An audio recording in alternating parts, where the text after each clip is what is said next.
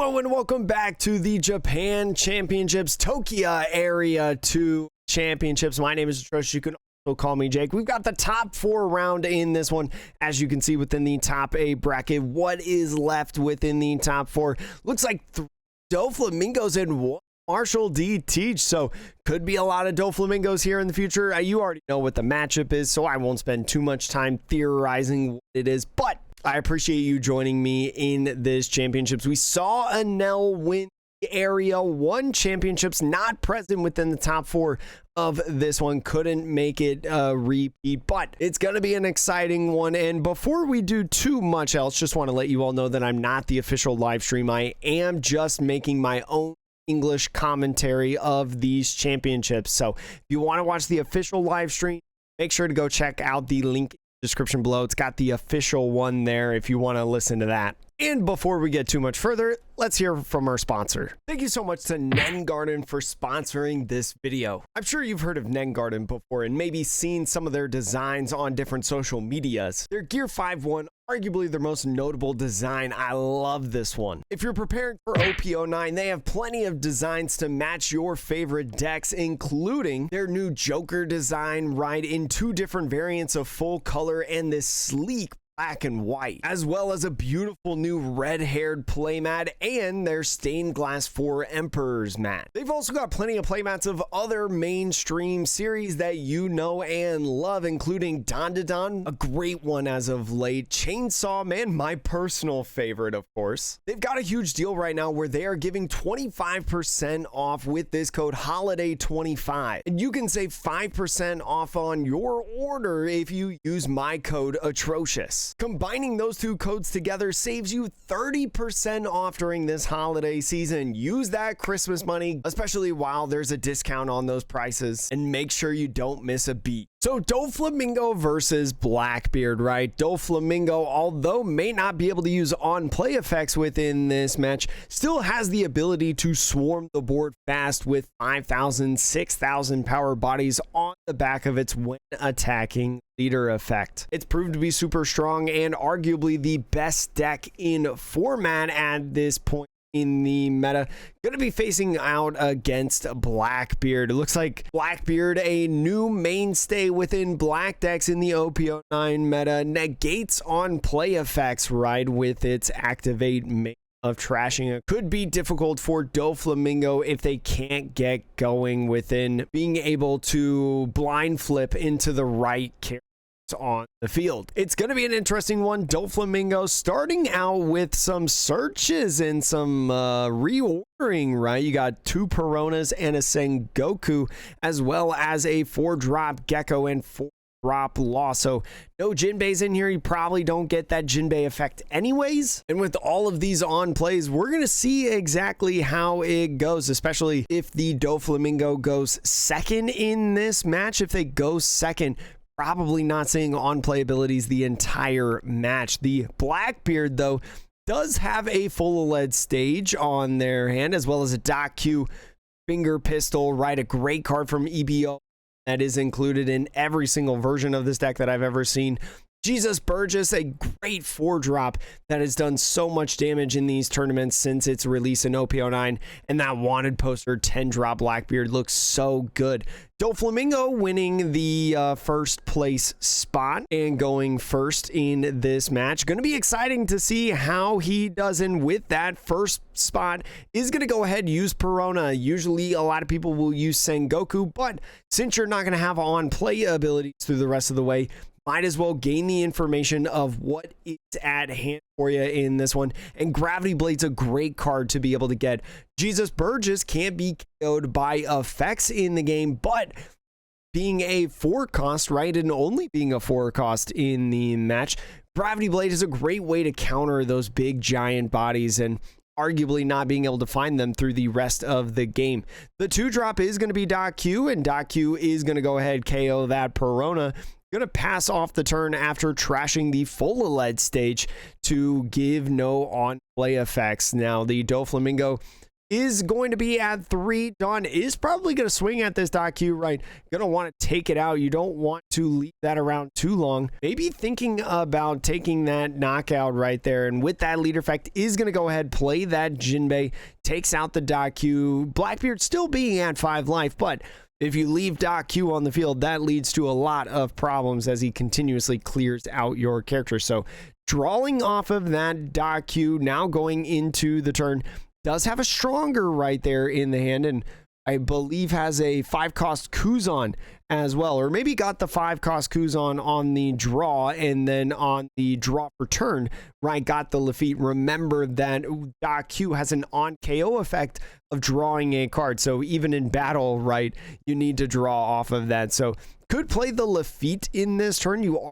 a 4 on turn, so might also go in and swing 7 at Jinbei, take that knockout, and that Lafitte resting 1 to play, and then resting 1 to search that top 5, look for a Blackbeard Pirates card, and add it to the hand. There's a 10 drop in there, also a 4 drop Black Hole.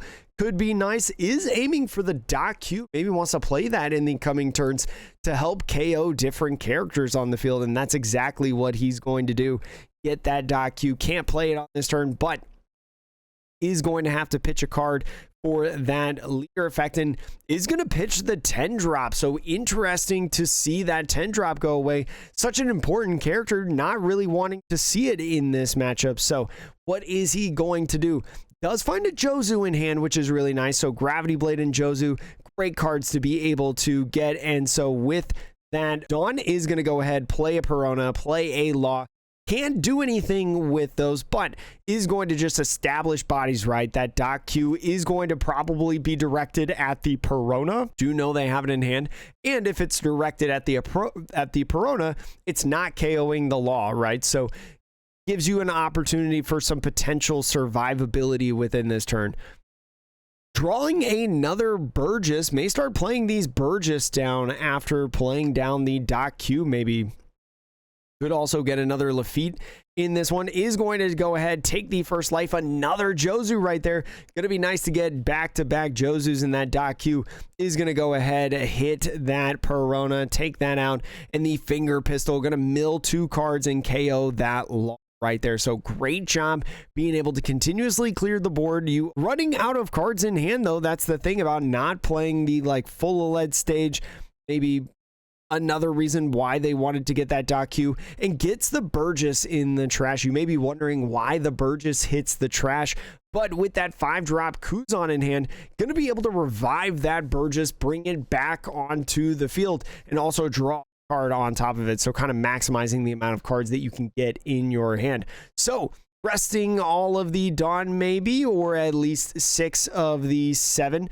Might go ahead and play a Jozu down on the field. You don't have the on-play effect of Jozu. You can't put a guy back in hand anyways. But here's another thing about this, right? You continuously have had 1 swing in these turns. When do you start actually going at life? Blackbeard is continuously falling cards in hand right now. Only has 3 cards in the hand. If you go ahead, swing at this .Q, you force them to play another character and pitch another card alongside the leader effect as you continuously put out these Jozus on the field. So is going to go ahead with a flip on the leader effect. It looks like maybe thinking about playing the Gecko on the field, or maybe the Crocodile with the rest of the 4 Dawn if they go in and use leader effect. And is going to go ahead, swing 7 at that .Q, is going to go ahead, play that Crocodile down, and with another 4, play the Gecko down on the field and pass off the turn. Keeping that 2K in hand with the Crocodile, is going to pass off the turn to the Blackbeard, and 2 Vasco shots now off the draw of .Q and 1 off of the top of the deck. Is in an interesting spot. Looks like they're at 8 Dawn, I believe, at this point. 9 cards in the trash. Bringing that Jesus Burgess back would be 8 cards, so you would get a 2,000 power boost. Remember that the Burgess gains 2,000 power for every 4 cards in the trash if your leader is a Blackbeard pirate. He's going to go ahead, attach to swing 7 at that Crocodile. Just wants to clear board as much as possible.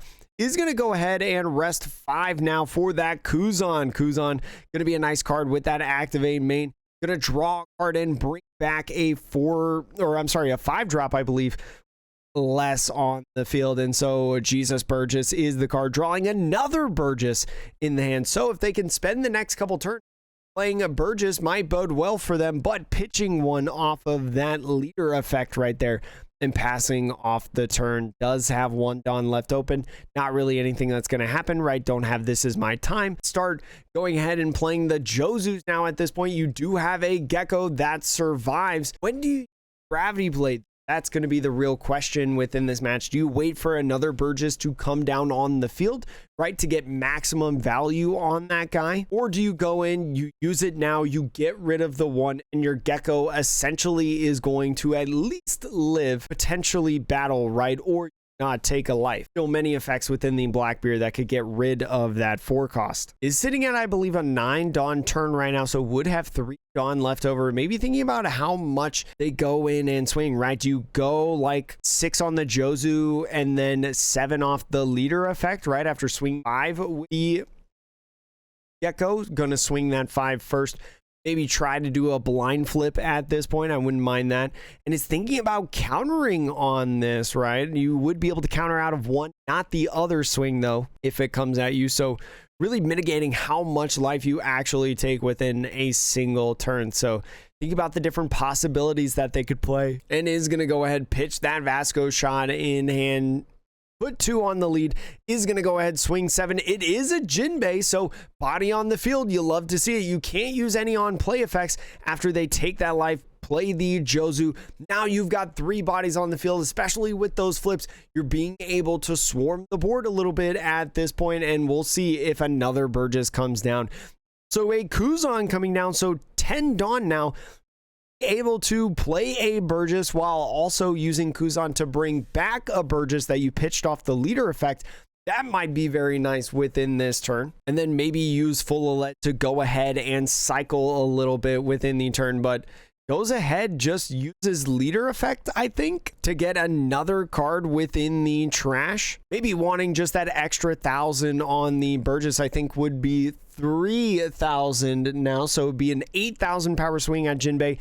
Is going to go ahead, take that knockout. And even with the Kuzan, right, when you bring a Burgess back, that's going to be nice because the Burgess is now going to be at 7,000, right, just in this brief moment. But the Kuzan going back is going to keep it over at 8. So drawing that card, going to be a Von Augur.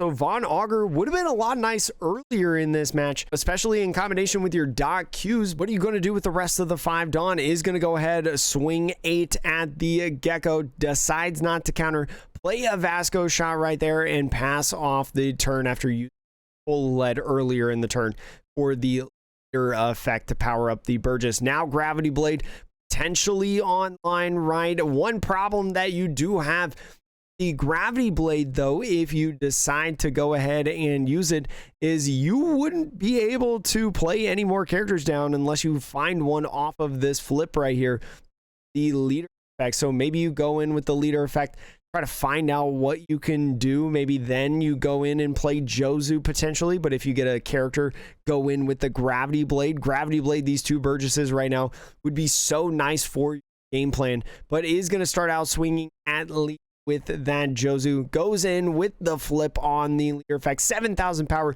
does get a lot, so a nice body on the field is going to be good for your game plan. And Gravity Blade, after taking this life, is coming down, getting rid of the Burgess. The perfect counter to Burgess, in my opinion, as well as just so good for the mirror match for Doflamingo.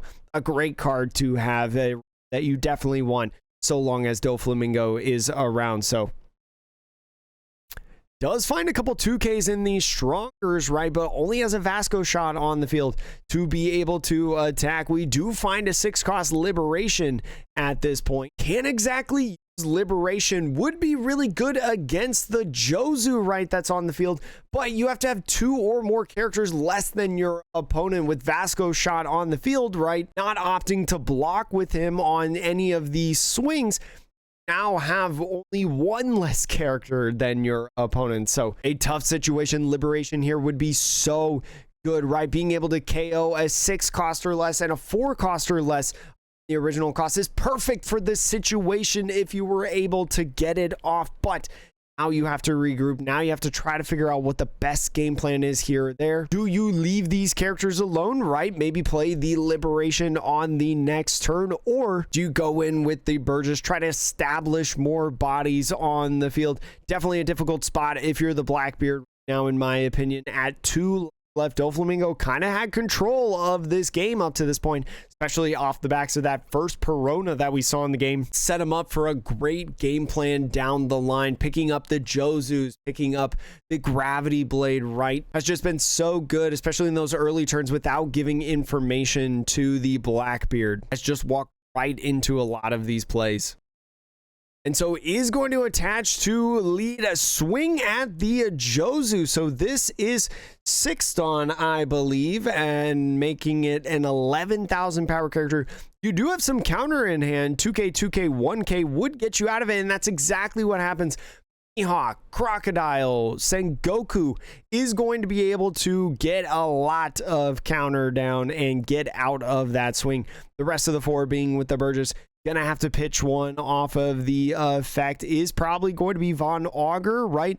Want to keep the Liberation a little bit. If they play down another character with the Vasco shot, you will be able to get rid of a ton with that 6-cost Liberation. So is trying to get confirmation on the amount of power. I think it's only plus 3,000 on the Jesus Burgess, so being an 8,000 power character. Starts off with a Josu swing, right? So when do you block the Vasco shot, right? Do you go ahead, block right now? And looks like he is going to, right? There is a possibility that if you didn't block, just halting at that point, just saying, you know what, no more swings. I'm just going to play characters down on the field and force you to be in this more awkward spot, right? By only having 3 characters on the field compared to your 2. But that block right there kind of forces the Doflamingo to continue going in. I think now a really good opportunity for you would be to play the Josu and Dracula Mihawk, right? If you're going to be down 2 or more characters, right, it's not a bad idea to just go ahead, fill the board with the rest of the Dawn, right? Maximize the amount of characters that you can play on the field, so then you have more swings heading into the turn, since that 6-cost Liberation event can take out 2 characters at a single time. So we're going to see what he decides to do right here. If I was him, maybe he knows what the top of the deck is, right? If he knows what the top of the deck is, he can go ahead and spread out that power and be able to use a couple different swings. But I'm definitely playing 2 characters down on this turn. I'm taking the guaranteed route, I feel like, at this point, especially at these top tables, in these top rounds, especially the information that can be gained through the matches. You got to know exactly what he's playing. Looks like potentially using that leader effect right here after getting out of that 6K swing. It is going to be a Martial DT, so you are going to be able at least to be able to have another body on the field, and 6 with the Josu is going to be able to keep that 2K in hand at least for when they go ahead and swing. Maybe being able to save something like the other Josu that's on there, right? Especially with the Jesus Burgess being at you or staring at you. Yeah. So anyways, going to be going in, is going to go ahead, swing at that Martial DT, going to take that knockout, maybe using a bunch of Dawn. If I was him and I was going to try, no, you have to use Liberation right now. So go ahead, use Liberation, take out the active Josu. You do want to take out the active because you're going to use the rest of this Dawn potentially to swing at the Josu. But now I think with 4,000 power is going to be 9K swing. A 2K, 1K is going to be able to get out of that. Your Josu lives. And now at this point, at 1 life, since your Josu lived, you just split the Dawn. You just swing really tall for the 3. Does not use leader effect, keeps the 2Ks in hand. 2K, 2K, 2K. You're feeling pretty all right, to be honest, even if you don't get game at this point, but goes ahead, swings 9, pitches all the counter, and goes in with the rest of the Dawn. Only 1 card in hand. What is that 1 card? I actually don't know what that 1 card is. And it's going to be a Boa, so Boa might be a nice body to put on the field, right? You know that they have no cards in hand. You can just go ahead and swing a bare 5 to lead, play that Boa down, and be able to kind of look around in your top 3 cards of the deck to find out maybe something like a Perfume Fumer, right? Perfume Fumer could be really good for cementing the game. And there's a Perfume off of the top three, definitely put that on top right. You want to be able to have that within the next turn, even if they play the 10-drop Blackbeard, even if they play the Vasco shot right, you are going to be able to go for game. So takes this life. What is it? It's going to be a Lafitte. And unless the Blackbeard wins in this turn, Dofi is going to advance within the finals. And I think guarantee a Doflamingo mirror match for the next video in this series. A great job by this Doflamingo. And one of the reasons why it's such a hard matchup for Blackbeard to approach this deck, right? Being able to fill the bodies with the board, even without the on play effects, is just super strong. And having something like Gravity Blade absolutely counter your 4-drop Jesus Burgess and other characters on the field, it's just so tough for you at this point. And maybe a big reason why they went ahead and pitched the 10-drop Blackbeard so early is going to go ahead and use this Lafitte. What do they grab off of here? They do have a 5-cost Kuzan, so could use the 5-cost Kuzan and maybe get like a Vasco shot blocker, right? But is going to use This Is, or My Era Begins, I think is what they called it in the official English translation, is going to find .Q Liberation, or I'm sorry, Black Hole, and also a Finger Pistol. Can grab the Finger Pistol. May go ahead, use the 4 Dawn to get rid of the Boa right now. Go ahead, swing at the Burgess, swing at the Life. You can't play down the Kuzan and the Black Hole both at once. Is going to go ahead, swing at the Jozu, take that knockout. You are not worried at all if you're the Doflamingo right now. Is going to go ahead, swing 7, take this life, right? Nothing in hand, swing a bunch of whatever it is there, and that Kuzan is going to go ahead, draw a card using that effect, bring out the Vasco shot, but it's going to be no matter because Femur is going to come in and win this game. Going to use effect though to make sure that there's no bounce back effects on the Vasco shot. You do need to make sure as Blackbeard that you give yourself the best chance possible in order to win this game. But even then, with no things, you do only have 1 card in hand. Perfume Femur comes in, swing the rest at the lead, and win that game. Doflamingo pushing itself into the finals of these championships. Very, very exciting. Very cool to see, in my personal opinion. And a excellent match if you're looking in OP09 even to see how to approach the matchup, how to win the matchup, especially if you're struggling in it, because Doflamingo, pretty good matchup into Blackbeard, especially in OP09. Might get a little closer in OP10 with that 6-cost Liberation, but still probably pretty favorable for Dofi. Now, before we go, let's look at each player's deck list. Now, here's the Blackbeard's list. This is honestly pretty typical to what I feel like we always traditionally see in these Blackbeard decks, because especially now with OP10, right? The addition of the 4-cost Kuzan just so instrumental to this deck, especially for consistency, extra draw, reviving specific characters that are so good within your deck, and the 6-cost Liberation. We showed how good this card is within this deck. An excellent one and an excellent inclusion to add. Kind of cuts into the ratios a little bit of other non-Blackbeard cards like Finger Pistol, like Laboon. Excellent cards within the deck, but maybe now you don't need to play 4 of those like you typically do OP09. An excellent deck, unfortunate meeting its arguably worst matchup in the top 4 round, but still a run praising and a difficult deck to pilot too. I think Blackbeard, one of the more difficult decks in format to play. So an excellent job being able to bring this deck at such a high level. And now let's look at the Doflamingo's list. So we've seen different Doflamingo decks from time to time be played, especially in the last video, right? The ratio's a little bit different within this deck. Opting instead of 4 Mihawks to play 3 Jozus, right, upping the Jozu count a little bit, provides just another opportunity for big bodies like you saw in that game. Just so good in so many situations, especially when you have these little 1 costs that you consistently play within the game. And we've seen it time and time again with Doflamingo, right? Being able to pick up the searcher like the one-drop Sengoku, only to play it down again in that same turn to be able to grab another piece of the puzzle. A very, very strong deck.